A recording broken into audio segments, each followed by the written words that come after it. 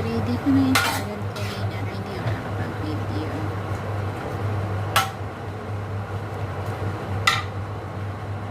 Kinalo-halo ko yan siya kasi kailangan mo talagang haluin.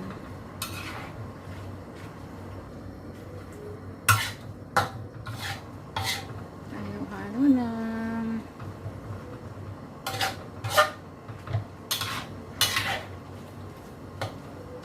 Para mahalo siya sa bihon ba yung gulay. Tingnan nyo, maraming gulay talaga yan. Tapos may karne, gulay. Yan lang.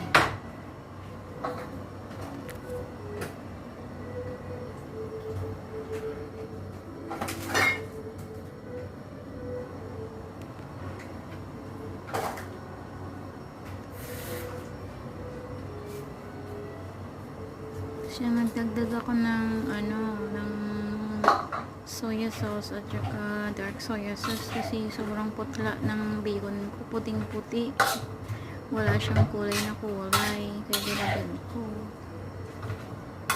Tama lang naman, hindi naman siya nagreklamo na maalat, tama lang naman yung lasa.